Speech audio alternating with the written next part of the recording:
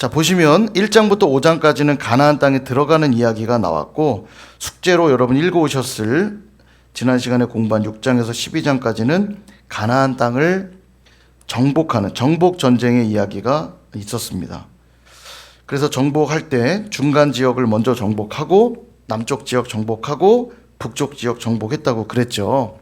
자, 그리고 이제 오늘 이야기로 넘어가면 이제 분할입니다. 땅 분할인데 13장부터 마지막까지인데, 먼저 큰 개간을 간단히 말씀드리고 성경을 좀 볼 텐데, 지금 보시면 13장부터 이제 시작되는데 르감무부터 시작합니다. 르감무가 뭐냐면 요단 동편의 땅을 받은 지파들이잖아요. 루벤 지파, 갓 지파, 므낫세의 반 지파.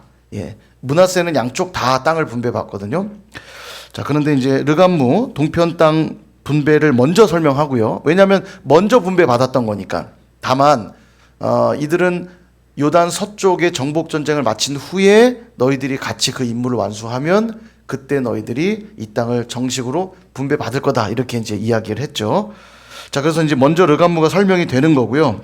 그다음 14장 넘어가면 갈렙의 이야기가 나오는데, 갈렙은 유다 지파입니다. 그래서 유다 지파가 먼저 땅 분배를 받게 될 때 유다 지파에서도 먼저 갈렙에게 땅을 줘요. 갈렙은 우리가 알다시피 이제 그 땅을 정복하는 데 있어서 여호수아와 함께 가장 원로죠. 예, 다 죽었으니까 여호수아와 갈렙이 1세대의 원로 중에 원로죠. 그래서 갈렙에게 먼저 땅을 분배하는데, 갈렙 스스로가 우리가 알다시피 헤브론 산지를 달라고 요구하죠. 아마도 그렇게 함으로써 이 땅 분배에 있어서 우리가 함께 믿음으로 나아가자는 걸 그가 도전하고 싶지 않았을까 생각해요. 이따가 좀 자세히 보고요. 그리고 유다 지파가 먼저 땅 분배를 받고요, 15장에서. 그 다음 16장에서 에브라임. 알다시피 에브라임은 장자 지파라고도 말할 수 있습니다. 에브라임이 사람들도 많기도 했고요. 그래서 유다와 에브라임이 사람들이 많았는데 먼저 그렇게 분배를 받고요. 므낫세도 사람이 많았지만 동편 땅의 일부는 아니고 나머지 서편 땅을 또 받은 거예요. 그래서 순서대로 유다, 에브라임, 므낫세, 큰 지파 중심으로 땅 분배를 먼저 하고요. 그다음 베냐민은 큰 지파는 아니지만 베냐민에게도 땅을 그 다음 순서로 줍니다. 그리고 나머지 이제 19장에서 기타 지파들에 대해 땅 분배가 이루어집니다. 그래서 시스, 잇, 아, 납단, 앞자만 딴 건데요, 분배를 하고요. 20장에서 도피성 설명을 또 하고, 도피성은 이미 우리가 민수기에서 다 봤죠. 6개 지역의 도피성을 다시 한번 설명하고요. 그 다음에 21장에서는 레위인들에게도 성읍을 주는 걸 얘기합니다. 이것도 앞에서 이미 다 살펴본 내용인데, 레위인들도 흩어져 살았어요, 지파별로. 왜냐하면 각 지파 안에서도 섬겨야 될 제사의 내용이나 이런 것들이 있기 때문에, 율법을 가르치고 해야 됐기 때문에 한 곳에 모여 산 게 아니라 레위인들도 흩어져 살았습니다. 땅 분배만 못 받았을 뿐이지 그들이 살아갈 성읍들은 받았어요. 생활은 해야 되니까 목초지와 성읍들은 받았죠. 그래서 그 설명이 있고요. 22장에서는 귀향은 뭐냐면, 이제 정복 전쟁을 다 마쳤으니 제비 뽑기까지 끝났으니 이제 너희들이 원래 분배받았던 땅으로 돌아가라. 르감무가 동편 땅으로 돌아가는 거죠. 그 다음에 23장에서는 이제 여호수아가 나이가 늙어 이제 죽기를 앞두고 고별사를 하고요. 24장에서는 여호수아의 고별 설교가 등장합니다. 이렇게 끝나요. 개관이 전체적으로 잡히죠. 그래서 이제 세부 내용들 말씀을 통해서 좀 한번 볼 텐데요. 13장을 보시면 르감무라고 그랬죠. 르감무. 13장 르감무. 1절에 보시면 여호수아가 나이가 많아 늙음에 여호와께서 그에게 이르시되 너는 나이가 많아 늙었고 얻을 땅이 매우 많이 남아있도다. 그러니까 정복 전쟁이라고 하는 건 큰 전쟁들을 끝냈다는 거지 완전히 전쟁이 끝났다는 뜻은 아니에요. 큰 대규모 전쟁들은 끝났고 이제 산지에 남아있는 가나안 족속들, 지역별로 남아있는 소소한 가나안 족속들과 여전히 싸우며 이 정복을 완수해야 될 사명은 아직 남았어요. 자, 그래서 아직 완전히 끝난 전쟁은 아니라는 것 기억하시면 되겠고요. 그래서 13장에서는 루벤, 갓, 므낫세 지파 분배가 이루어지는데요. 13장 22절에 보면 이스라엘 자손이 그들을 살육하는 중에 부올의 아들 점술과 발람도 칼날로 죽였더라. 예, 지난 과거의 이야기를 하고 있는 거죠. 발람 죽였다는 이야기가 이렇게 계속 나와요. 큰 사건이 있기 때문에 그렇습니다. 나중에 요단 동편 땅에 돌아갈 때도 큰 사건이 있죠. 제단 비슷한 큰 증거물을 쌓는 걸 보고 흠칫 놀래가지고 쫓아가요. 부월의 발람 사건 때 우리가 큰 사람들이 심판받아 죽은 걸 모르냐, 너희들 여기서 또 지금 범죄하려고 그러냐, 막 이런 걸 따져 묻지만 우리는 재단을 쌓은 것이 아니라 당신들과 우리가 한 형제라는 걸 증거 삼기 위해 쌓은 겁니다 하니까 너무 좋아하죠. 그래, 잘했다 이러면서. 그런 사건이 나온 것도 다 발람 사건 때문에 그렇습니다. 이게 너무 큰 사건이었기 때문에. 자, 그래서 13장에서 르감무 분배를 하고요. 그다음 14장, 이제 이거 중요하죠. 14장 갈렙의 이야기인데, 갈렙이 참 우리의 믿음의 모델 아니겠습니까? 너무 멋진 믿음의 사람인데요. 어디를 보시냐면 7절, 14장 7절을 보시면, 내 나이 40세에 여호와의 종 모세가 가데스 바네아에서 나를 보내어 이 땅을 정탐하게 하였으므로 내가 성실한 마음으로 그에게 보고하였고. 가데스 바네아 기억하죠? 바란 광야라고도 했고 가데스 바네아라고도 하는 곳에서 12명의 정탐꾼을 보냈었잖아요. 출애굽 2년 되던 해에. 그죠? 정탐꾼이 갔다가 보고 와서는 10명은 악평을 했고 2명 여호수아와 갈렙만 믿음의 보고를 했잖아요. 그때 나이가 몇 세였다고요? 40세였대요. 갈렙이요. 갈렙의 나이가 40세였다. 예, 그렇게 나이를 말하고 있고요. 그 다음 10절을 보시면, 이제 보소서 여호와께서 이 말씀을 모세에게 이르신 때로부터 이스라엘이 광야에서 방황한 이 45년 동안을 여호와께서 말씀하신 대로 나를 생존하게 하셨나이다. 오늘 내가 85세로 돼. 예, 지금 나이를 기록해 놓고 있잖아요. 그러니까 출애굽 2년 되던 해에 40세였던 갈렙이 전쟁을 다 마치고 났을 때 나이가 85세였대요. 그래서 출애굽 2년이니까 광야를 돌았던 시간은 38년, 그리고 현재 나이는 85세니까 정복 전쟁을 대략 7년 정도 한 걸로 봅니다. 이 나이의 근거로 85세가 되었으니까, 예, 계산해 보시면 알 거예요. 40세에서 38년 돌았으니까 가나안 들어올 때가 78세였고, 그죠? 현재가 85세니까 7년 정도 싸움을 한 걸로 보여집니다. 아까도 말씀드린 전쟁이 완전히 끝난 상태는 아니에요. 아직도 소소한 전쟁들은 계속 해 가야 되지만 모든 족속들이 힘을 모아 싸움했던 대규모 전쟁은 끝났다는 얘기예요. 지파별로 이제 자잘한 싸움들이 남아 있는 거죠. 자, 그래서 이제 갈렙에 대한 이야기들 중에 우리가 좀 볼 재미난 이야기들이 9절에 보시면, 그날에 모세가 맹세하여 이르되 내가 내 하나님 여호와께 충성하였은즉 내 발로 밟는 땅은 영원히 너와 내 자손의 기업이 되리라 하였나이다. 이렇게 말해요. 옆에 성경 옆에 민수기 14장 24절이라고 한번 써보셔도 좋을 것 같아요. 여기 보면요, 민수기에 보면은 14장 24절에 뭐라고 얘기하셨냐면, 모세를 통해서 그러나 내 종 갈렙은 그 마음이 그들과 달라서 나를 온전히 따랐은즉 그가 갔던 땅으로 내가 그를 인도하여 드리리니 그의 자손이 그 땅을 차지하리라. 그가 갔던 땅에 드리겠다 약속하시죠. 예, 그러니까 아마도 갈렙은 이 헤브론 지역을 정탐할 때 이 땅을 중점적으로 본 것 같아요. 그러니까 지금 그때 내가 보았던 그 땅, 내가 갔었던 그 땅으로 들이시겠다고 약속하지 않았습니까, 모세가? 그러니까 오래전에 40년도 넘은 그 전 이야기를 꺼내면서 그때 하나님이 내게 이 땅을 주시겠다 약속하셨으니 나는 그 땅을 차지하러 가겠습니다. 이 말하고 있는 거예요. 예, 근데 이게 왜 굉장히 놀라운 얘기냐면,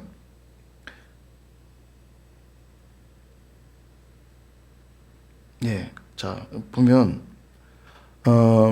헤브론은 산지고요. 헤브론에 누가 살았냐면, 아낙 자손이 살았습니다. 12절을 보시면 나오는데요. 12절에 그날에 여호와께서 말씀하신 이 산지를 지금 내게 주소서. 당신도 그날에 들으셨거니와 그곳에는 아낙 사람이 있고, 그들이 정탐한 사람들이 보니까 그들은 기골이 장대하고 큰 사람들이어서 우리는 그들 앞에 메뚜기와 같았다. 이 아낙 사람들 때문에 그렇게 느낀 거거든요. 이 거인족들을 보고 두려워했어요. 근데 이 갈렙은 오히려 이 아낙 자손이 있는 곳에 내가 가겠다는 거예요. 예. 왜냐하면 여호와의 말씀이 그 땅을 내게 주겠다 약속하셨으므로 나는 그들을 무찌를 수 있고 그 땅을 정복할 수 있습니다. 이 말이에요. 이 말 안에는 어떤 고백이 담겨 있냐면, 첫째는 40년 전 정탐했던 사람들은 절대로 저들을 정복할 수 없다라고 했잖아요. 믿음 없는 고백했잖아요.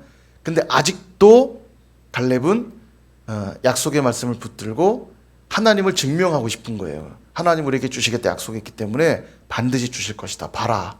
여러분 40년이 지났는데도 그 믿음이 조금도 흔들리지 않고 있는 갈렙을 보면서 참 귀하다는 생각을 합니다. 여러분 시간이 지날수록 믿음이 자라가고 더 견고해져야 돼요. 그게 맞아요. 근데 우리는 어떻습니까? 시간이 지날수록 처음 뜨거웠던 열정들을 막 잃어버리잖아요.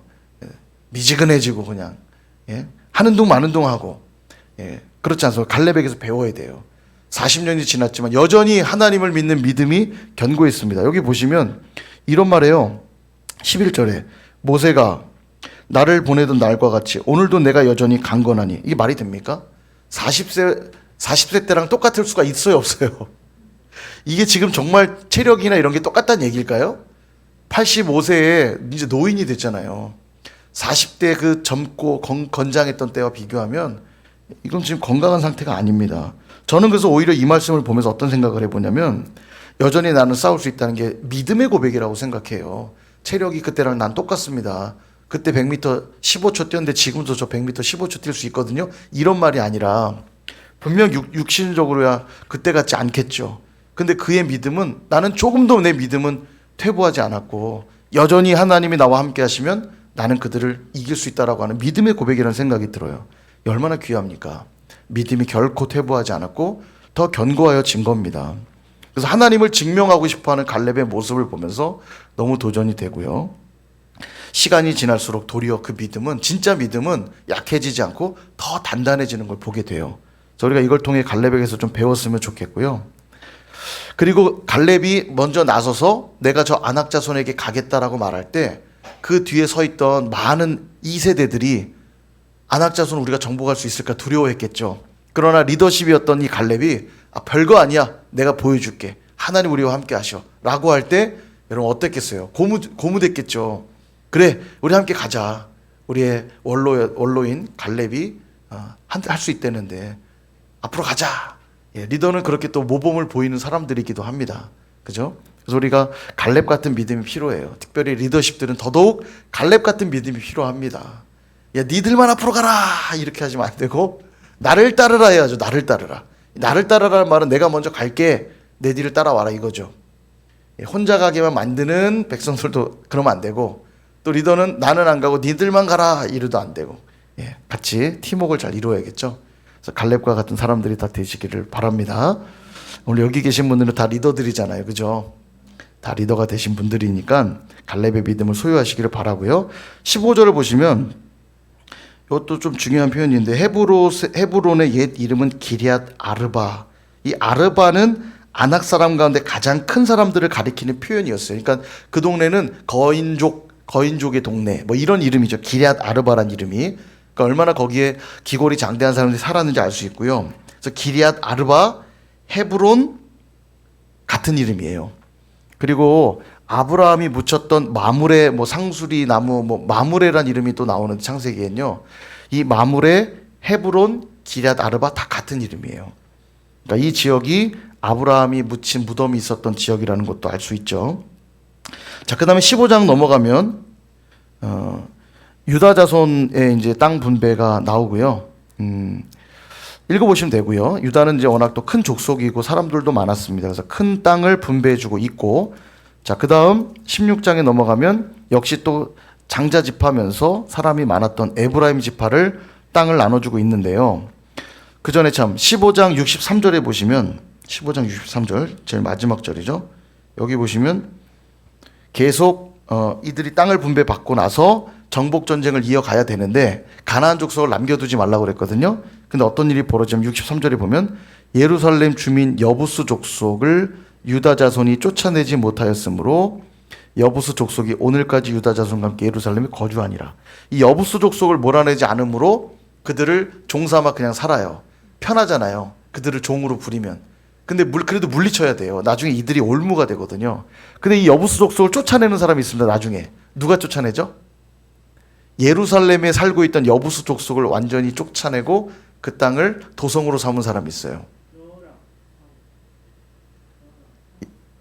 다윗이죠, 다윗. 예, 다윗. 그래서 거기를 이제 시온산을 차지하면서 예루살렘 성을 이제 하는 게 다윗입니다. 그러니까 다윗이 왜 이 성경 역사의 위대한 사람으로 나오냐면 하나님 말씀을 많이 성취한 왕 중에 하나예요. 여부수 족속을 몰아내고 그 땅을 하나님의 도성처럼 세우죠. 예루살렘을요. 자, 여하튼 이렇게 남겨두어서 이게 다 가시가 되고요. 16장에서도 에브라임 지파에게 땅 분배를 하는데 역시 10절에 보시면 똑같은 내용이 나와요. 16장 10절을 보시면 그들이 게셀에 거주하는 가나안 족속을 쫓아내지 아니하였으므로 가나안 족속이 오늘까지 에브라임 가운데 거주하며 노역하는 종이 되니라. 그러니까 분명히 그들을 종 삼을 수 있을 만큼 힘이 있었습니다. 몰아낼 수 있었어요. 그죠? 종으로 삼는 건 이미 힘의 균형이 깨진 상태잖아요. 훨씬 힘이 세다는 얘기인데, 야, 죽이지 말고 그냥 종으로 쓰면 어떨까 했던 거예요. 예, 온전히 말씀에 순종을 안 하고 있죠. 나중에 다 가시와 올무가 됩니다, 이게. 17장에서는 이제 므낫세 분배를 하고요.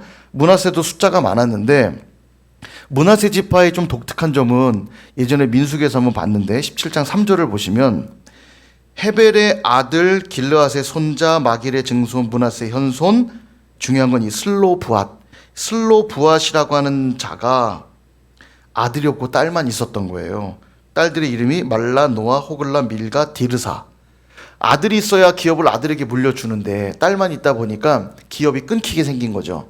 그래서 이 딸들이 모세에게 나아가서 요청하죠. 우린 딸뿐인데 우리는 어떡하라는 얘기입니까? 그랬더니 그들에게도 기업을 줘라, 이렇게 말해요. 그래서 므낫세 분배할 때 이 딸들에게도 지파 땅 분배가 이루어집니다. 이게 좀 독특한 장면이고요.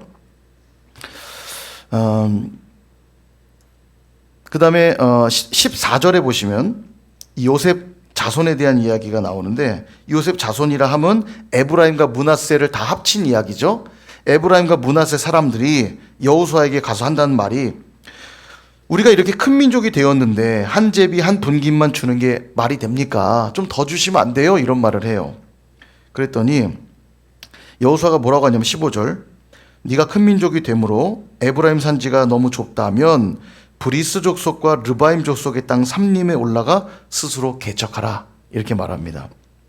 그러니까 신앙생활은 우리가 광야 시대 때는 이렇게 주시는 만나 먹고 인도하시는 대로 가는데요. 성숙한 신앙이 되면 이 개척하는 일들이 벌어집니다. 그러니까는 이제 농사를 지어서 하나님이 주시는 은혜의 만나와 같은 양식들을 공급받고요. 땀 흘려서 공급받고, 그리고 땅도 기업으로 물론 분배해 주시지만 이렇게 개척하는 일들도 명령하셔요. 그래서 우리가 믿음은 이렇게 성장해가는 과정들이 있다는 걸 보게 되는데, 근데 그들은 17절을 보시면 18절을 보시면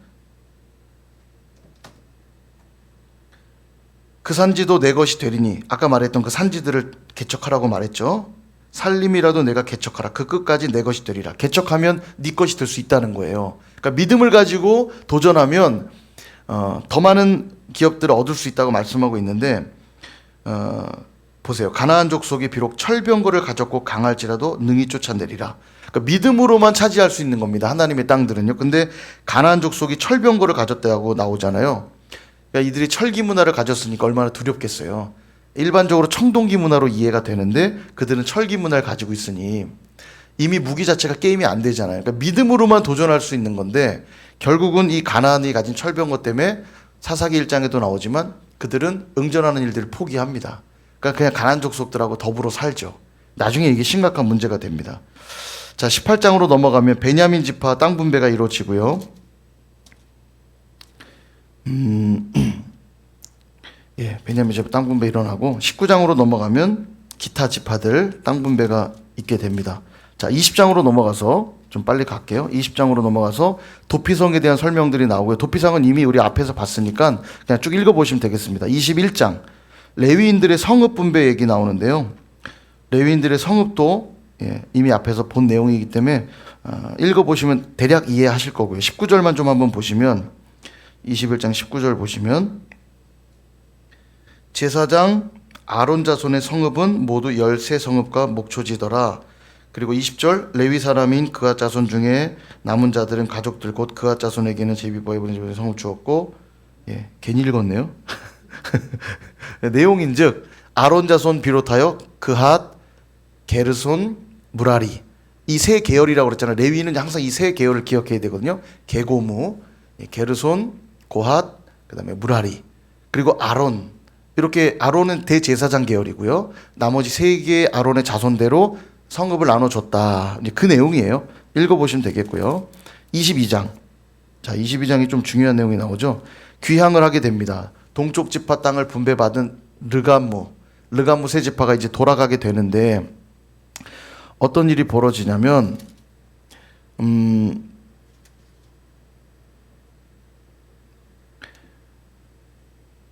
10절을 보시면 르우벤 자손과 갓 자손과 므낫세 반 지파가 가나안 땅 요단 언덕가에 이르자.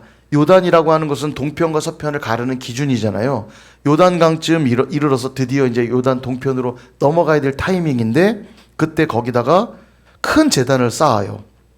그리고 이 소식이 서편에 있는 사람들에게 알려지게 됩니다.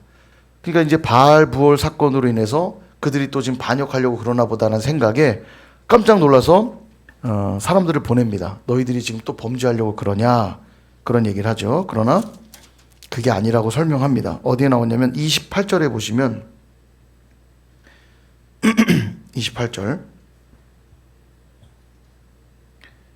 28절을 보시면 우리가 말하였거니와 만일 그들이 후일에 우리에게나 우리 후대에게 이같이 말하면 우리가 말하기를 우리 조상이 지은 여호와의 제단 모형을 보라. 일부러 제단 모형으로 만든 거예요. 너희와 우리가 다르지 않다는 걸 확인시켜 주려고 제단 형태로 만들었다는 겁니다. 그래서 이건 번제를 위한 것도 아니고 제사를 위한 게 아니라 오직 우리와 너희 사이에 증거만 되게 할 뿐이라. 그러니까 나중에 너희들 우리가 떨어져 있다고 같은 형제 아니라고 할까봐 우리는 한 형제라는 걸 확인하기 위해 똑같은 모형의 제단을 만들어 놓은 것이다. 이렇게 말을 하고요. 30절에 보면 이 설명을 들은 서편 사람들이 좋게 여겼다. 이렇게 말합니다. 그래서 언제든지 그렇지만 우리가 주 안에 한 형제를 확인하는 일은 참 귀한 일이라는 생각을 하게 되고요. 그 다음에 23장 이제 고별사입니다. 23장 1절에 보면 뒷부분에 여호수아가 나이 많아 늙은지라 이제 떠날 때가 된 거죠. 그래서 고별사를 하는데요. 읽어보시면 되겠고요. 이때 13절만 좀 하나 볼게요. 13절을 보면 확실히 알라 너희의 하나님 여호와께서 이 민족들을 너희 목전에서 다시는 쫓아내지 아니하시리니 그들이 너희에게 올무가 되며 덫이 되며 너희의 옆구리에 채찍이 되며 너희의 눈에 가시가 되어서 너희가 마침내 너희 하나님 여호와께서 너희에게 주신 이 아름다운 땅에서 멸하리라. 다시 한번 여호수아는 경고하는 거예요. 너희들이 이 가나안 족속들을 몰아내지 않는다면 그들이 너희에게 올무가 되고 덫이 되고 가시가 될 거니까 그들을 몰아내라. 마지막 고별사하는 순간까지도 그 얘기를 하는 거죠. 마지막 24장 고별 설교를 하고 드디어 죽습니다. 여호수아가 죽는데요. 24장의 역시 핵심 구절이라고 한다면 14절과 15절이죠. 우리 이 부분 한번 읽어볼까요? 너무 중요한 말씀인데 저 개인적으로 너무 좋아하는 말씀이고요. 여호수아 24장 14절 15절 우리 같이 한번 읽어보겠습니다. 시작. 그러므로 이제는 여호와를 경외하며 온전함과 진실함으로 그를 섬기라. 너희의 조상들이 강 저쪽과 애굽에서 섬기던 신들을 치워버리고 여호와만 섬기라. 만일 여호와를 섬기는 것이 너희에게 좋지 않게 보이거든 너희 조상들이 강 저쪽에서 섬기던 신들이든지 또는 너희가 거주하는 땅에 있는 아모리족 속의 신들이든지 너희가 섬길 자를 오늘 택하라. 오직 나와 내 집은 여호와를 섬기겠노라 하니. 아멘. 그러니까 신앙은 중간지대가 없어요. 강 저쪽에 있는 이방신들을 섬길 건지 아니면 여호와만 섬길 건지 결정하라는 거예요. 가나안의 신들을 옆에 끼고 하나님을 섬긴다 할 수 없다는 겁니다. 예, 아마 여호수아도 직감을 하지 않았나 싶어요. 자기가 이제 죽고 나서 가나안 족속들에 의해 어려움을 겪을 걸 염려하여서 계속 가르쳤던 거야. 떠나는 순간까지 가나안 족속들을 몰아내야 되고 너희들 정말 여호와만 섬겨야 된다. 예, 말씀하셨던 걸로 보여집니다. 그리고 나서 이제 29절 한번 볼까요? 이제 여호수아가 죽어요. 예. 여호수아가 110세에 죽게 되고요. 그리고 30절에 보면 그에게 할당되었던 땅이었던 딥나세라를 여호수아에게 줬거든요. 그에게도 역시 리더로서 수고해서 이제 딥나세라라고 하는 성을 따로 줍니다. 그곳에 묻히게 되고요. 그리고 31절도 중요해요. 여호수아가 사는 날 동안과 여호수아 뒤에 생존한 장로들 곧 여호와께서 이스라엘을 위하여 행하신 모든 일을 아는 자들이 사는 날 동안 여호와를 섬겼대요. 여호수아가 참 잘했구나라는 생각이 들어요. 여호수아에게 가르침을 받았고 그와 함께했던 자들 그리고 그 뒤에 남았던 장로들까지도 신앙을 잘 지킨 걸로 보여집니다. 문제는 그 장로들 다음 세대들이 이제 무너지는 거예요. 사사 시대가 시작되는 거죠. 그러니까 신앙의 전수가 잘 안 된 겁니다. 근데 한국 교회가 지금 이런 위기에 있다고 저는 생각해요. 한국 교회에 놀라운 부흥을 주셨고 그 부흥을 경험한 세대들까지는 그래도 믿음을 잘 지켜요. 죽이 되든 밥이 되든 신앙을 잘 지킵니다, 지금. 근데 이 다음 세대들, 오늘날로 하면 제가 보기엔 20, 30대들이라고 좀 생각이 들어요. 20, 30대. 왜냐하면 이번에 새소식반 하면서도 많이 느꼈지만 30대 부모들 중에 교회를 다녔던 가정들이 꽤 많아요. 근데 교회를 다니면서 목사의 부패, 교회 부패, 뭐 교회의 그런 다툼 이런 걸 너무 많이 본 거죠. 그러니까 교회에 대한 실증과 염증을 느낀 이 젊은 세대들이 교회를 뭐 청년 세대까지는 청소년이나 청년 세대까지는 뭐 끌려서 나오기도 나오다가 자신들의 생각이 확고해진 다음에 보니까 교회가 문제가 너무 많고 하니까 교회를 떠나는 거죠. 그래서 가나안 성도라고 그러잖아요. 안 나가 거꾸로 하면 가나안 안 나가 성도들. 그 교인이라는 정체성은 가지고는 있는데 교회를 가기 싫어 안 가요. 근데 교회에 대한 염증이 있다 보니까 아이를 낳죠. 그러니까 아이를 교회로 안 보내요. 왜냐하면 뭐 신앙이 없으니까 안 보내죠. 그러니까 이번에 새소식반 하면서 그 아이들 5살 뭐부터 10살, 11살 초등학생을 둔 30대 부모들이잖아요. 이 아이들을 전도하고 아이들이 교회 가려고 하니까 못 가게 하는 부모들이 있더라는 거예요. 근데 그 부모들이 뭐라고 말하냐면 교회에 대해 나쁜 점들을 말하는 거예요. 자기도 교회를 다녔지만 뭐 보내고 싶지 않다. 이런 식으로 말하는 부모들이 많습니다. 그래서 여러분 아이들이 주일학교가 사라지고 있는 이유가 뭐냐면 물론 출생률도 영향이 어느 정도 있지만 아이들에게 전도하지 않았기 때문도 원인이지만 더 큰 원인은 뭐냐면 그 부모 세대가 신앙을 잃었기 때문이에요. 이게 지금 심각한 문제입니다. 그래서 지금 전도와 타겟이 대상이 돼야 되는 그룹이 누구냐면 30대고요. 그 30대 아이를 두고 있는 30대고 30대 자녀들 세대인 이 유초등부와 이 유치부, 영아 유치부를 포함해서 주일학교 요 세대들이 지금은 복음의 타겟팅이 돼야 돼요. 저는 그렇게 생각합니다. 요게 안 되면 한국 교회는 이제 유럽 교회처럼 되는 거예요. 이제 유럽은 그나마 몇백 년씩 돼갖고 박물관이라도 되죠. 한국 교회 남을 게 없을 겁니다. 제가 볼 때는요. 두렵고 떨림으로 오늘 우리 어른 세대들에게 준 책임이 분명히 있습니다. 이런 일들이 있어서는 안 되잖아요. 사사시대가 시작돼서는 안 되잖아요. 그죠? 믿음의 전수를 해야 되는데 거룩한 부담감을 많이 갖습니다. 그래서 우리가 좀 그 일들을 선일교회가 좀 해나갔으면 좋겠고요. 실제로 제 주변에 그 30대들이 넘쳐나는 교회들이 많아요. 그러니까 가능성이 있다는 얘기입니다. 그들의 우리 30대들은요, 굉장히 합리적인 사고를 가지고 있고, 그러니까 어른들처럼 목사가 예를 들면 좀 형편없이 막 비리를 저지르고 그래도 주의 종이니까 그래도 섬기고 따라가고, 이게 옛날 관점이에요. 지금은 그러면 안 돼요. 지금은 아주 합리적인 사고를 갖고 있고, 믿음과 신앙, 그렇다고 이 신앙과 믿음이 비합리적이라는 뜻은 아니에요. 당연히 합리적이고 이성적이에요. 그러니까 교회가 이런 것들이 무너졌는데도 믿음이라는 그 항목을 가지고 막 그냥 밀어붙였기 때문에 여기까지 온 건데, 그러다 보니까 합리적이고 이성적인 세대들을 다 잃어버린 겁니다. 젊은 세대들이요. 지금도 잘 보시면요, 여기도 지금 30대 가정들이 몇 분 계시지만 대화해 보면 굉장히 합리적이고 이성적이에요. 그러니까 합리적이고 이성적인 사고로 신앙을 영위해 갈 수 있도록 인도하면 굉장히 충성스럽게 잘합니다. 근데 말도 안 되는 걸 갖고 자꾸 막 강압하고 푸시하잖아요. 튕겨져 나가는 거예요. 그런 세대가 아니거든요. 어른들하고 세대가 또 다른 면이 있고요. 우리 또 어른 세대들은 그렇잖아요. 막 말도 안 되는 거 해도 충성하시잖아요. 또 그 어른 세대의 그냥 그런 분위기예요. 그것 자체가 믿음이라고 말할 수는 없는 겁니다. 그러니까 어른 세대들의 특징일 뿐이고요. 30대들, 20대들은 또 달라요. 그들에게 맞게 신앙을 잘 전수해야 되고, 그들이 이해할 수 없다고 하는 말들로 배격해서는 안 됩니다. 그들의 세대에 맞게 눈높이에 맞춰서 신앙을 잘 전수해 줘야 돼요. 그러니까 지금 30대들이 많은 교회들에는 또 어른들이 못 들어가요.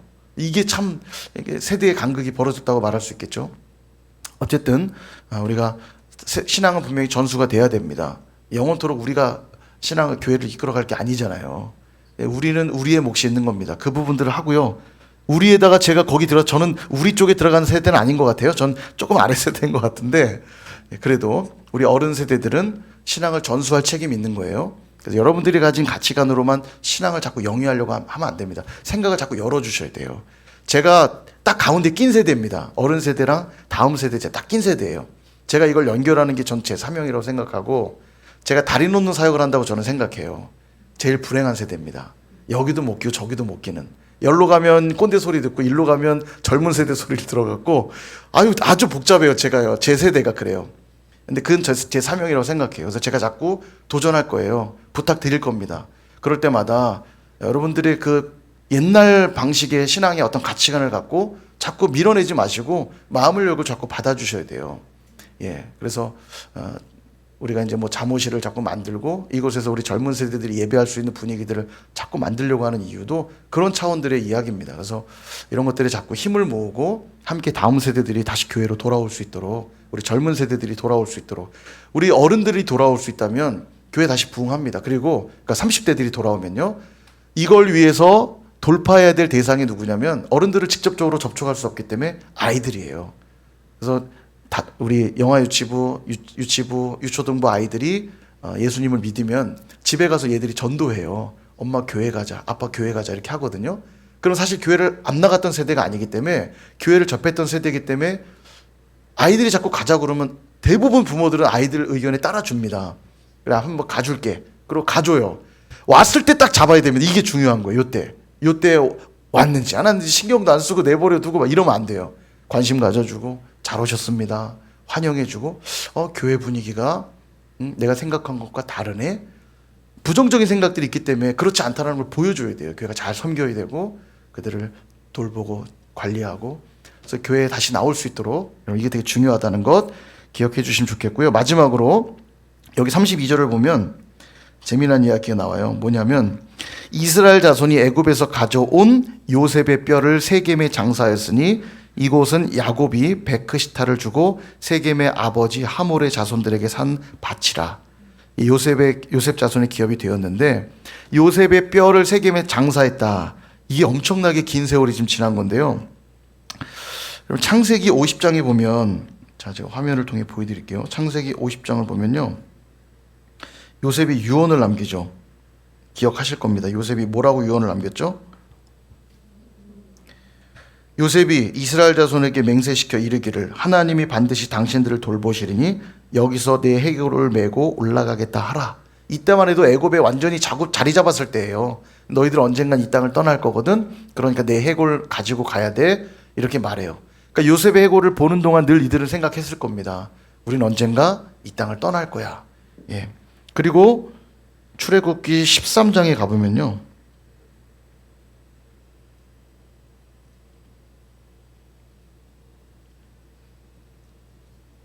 13장에 보면 모세가 요셉의 유고를 가졌으니 이는 요셉이 이스라엘 자손으로 단단히 맹세하게 하여 이르기를 하나님이 반드시 너희를 찾아오시리니 너희는 내 유고를 여기서 가지고 나가라 하였으니 모세가 출애굽할 때 요셉의 뼈를 들고 나갔다는 얘기예요. 그러니까 대략 한 300여 년 가까운 시간이겠죠. 모세 전에 있었던 일이고 한 300여 년이 지난 다음에 출애굽할 때 모세가 유고를 들고 나간 거예요. 드디어 그 들고 나간 그 유고를 40년 광야 생활할 때까지도 갖고 있었다는 얘기고 정복 전쟁을 마칠 때까지 갖고 있었고 여호수아가 죽을 이 110세가 되던 그때서야 비로소 세겜 땅에 그의 유언대로 뼈를 묻었더라. 그래서 오늘 어쩜 우리에게 이 요셉의 뼈가 필요해요. 예, 우리 선조들이 선교사님들로부터 받았던 그 복음의 유산을 우리가 계속 기억하고 붙들어야 합니다. 입어야 될 옷들은 바꿔 입어야겠지만 그 복음의 본질은 변치 않아야겠죠. 그 복음을 붙들고 다음 세대에게 전수하고 요셉의 뼈와 같은 이런 복음의 그 전수되는 일들이 우리에게 필요하다는 것 교훈으로 삼게 되고요. 마지막 33절 엘르아살도 죽었다 하면서 엘르아살과 여호수아가 같은 세대거든요. 이들이 죽음으로써 한 세대가 드디어 끝났다라는 걸 보여줍니다. 그러니까 아까 우리가 여호수아와 갈렙만 들어왔다고 말했잖아요. 가나안 땅에. 근데 사실은 여호수아와 갈렙만 들어온 게 아니에요. 엘르아살도요 들어왔어요. 엘르아살도 아론의 아들이었던 엘르아살도 들어왔는데 왜냐하면 그들은 계수된 장정들은 아니었거든요. 그러니까 레위 지파 중에 일부는 죽지 않고 함께 들어왔던 걸로 보여져요. 이걸 보면요. 어쨌든 그 여호수아 세대들도 죽었다. 이야기와 함께 여호수아가 끝이 납니다. 사사기가 시작될 텐데 마치기 전에 지파만 한번 딱 보고 마칠게요. 재미난 사진 하나 준비해 왔는데 자, 이겁니다. 다음 주에 제가 나눠드릴 거예요. 이거요. 예, 여기다 이제 지파를 써보는 거예요. 재밌습니다. 예, 지파를 써볼 텐데 자 생각하면서 하면 쉽습니다. 자 보세요. 여기가 요단강이죠. 요단강 이렇게요. 잘 보이십니까? 예, 여기 지금 아직 요거 전환 안 해주셨군요.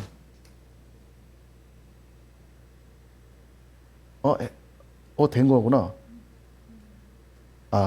이것도 안 됐군요. 시네마. 이렇게 하면 좀 더 잘 보이게. 자, 여기 보이시면 여기가 이제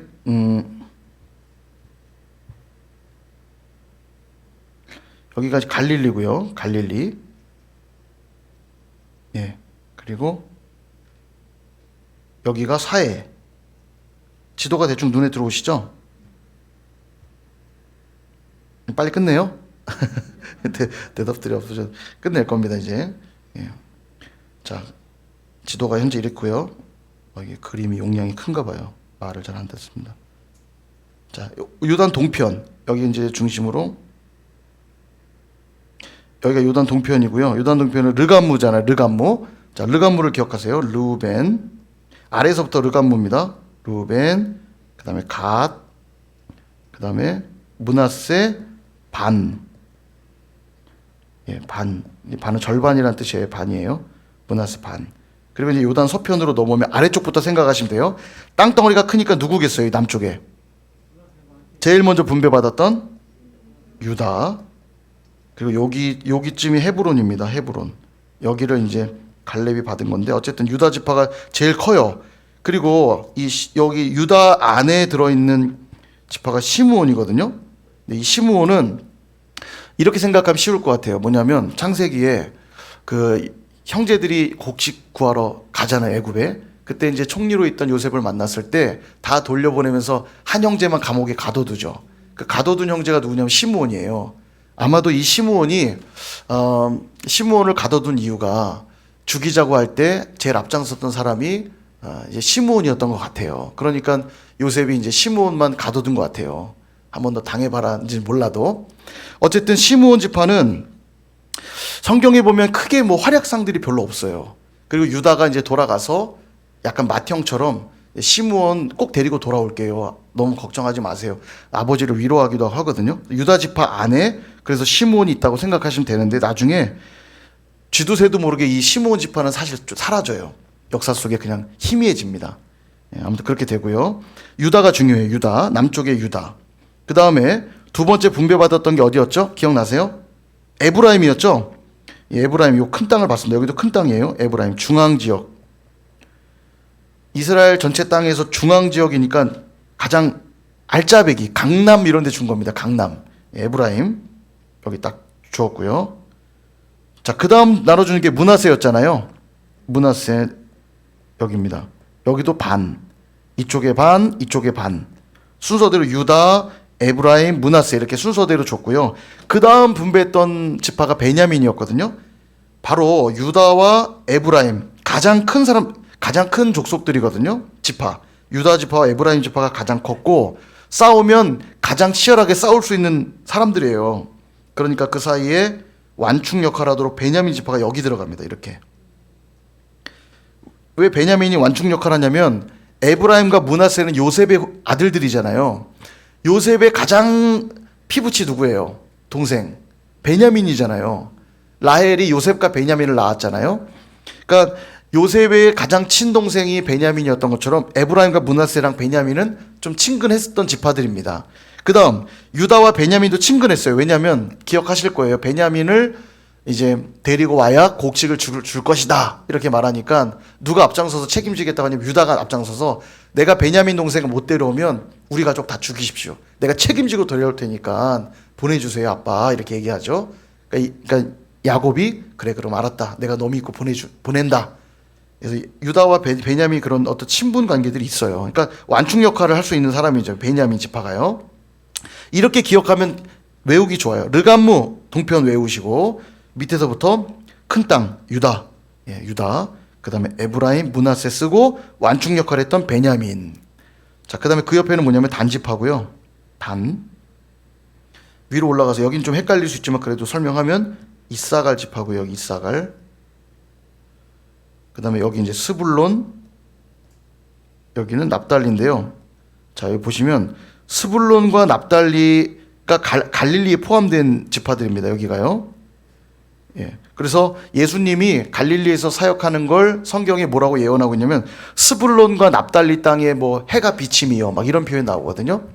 갈릴리에서 예수님이 사역하게 될 걸 예언하고 있는 거예요. 그래서 갈릴리를 중심으로 스불론과 납달리가 있다고 생각하시면 기억하기 좋을 겁니다. 스불론, 납달리. 그다음에 여기는 아셀 지파인데요. 아셀은 창세기에서도 예언할 때 그 해변에 거주함이요 막 이런 표현 나오거든요. 이 해변 지역에 특수한 땅들을 받게 됩니다. 자, 요 정도 기억하면 되겠고 단지파는 나중에요. 여기서 이제 가나안 족속이 너무 강력하니까 안 되겠다. 우리 다른 데 개척하자 해서 어디로 가냐면 납달 옆에 있는 요 지역으로 옮겨요. 단이요. 근데 이 단과 납달리는 또 피붙이거든요. 이 단과 납달리가. 그러니까 아마도 납달리 옆으로 일부러 간 것 같아요. 어쨌든 단은 나중에 이쪽으로 옮기는 이야기가 사사기 뒤편에 나옵니다. 그때 가서 또 보도록 하겠고요. 여기 보시면 이게 분배 안 된 이 땅은 도대체 뭔가? 여러분 이 땅은 무슨 땅일 것 같아요? 여기 블레셋입니다. 블레셋. 블레셋 땅. 예. 자, 그래서 대충 지파가 눈에 들어오시죠? 예, 지파를 이렇게 왜 외우라고 하냐면 성경을 읽을 때 머릿속에 이 입체를 가지고 읽으면 지파는 구약에 계속 나와요. 뭐 납달리 뭐 지날 때 뭐 어디 할 때. 근데 이 머릿속에 이 지형이 대충 그려져 있으면 성경을 재밌게 읽을 수 있겠죠. 입체적으로. 다음 주에 제가 이 자료 드릴 거예요. 여러분 우리가 한번 기록해 보는 시간도 갖도록 하겠습니다.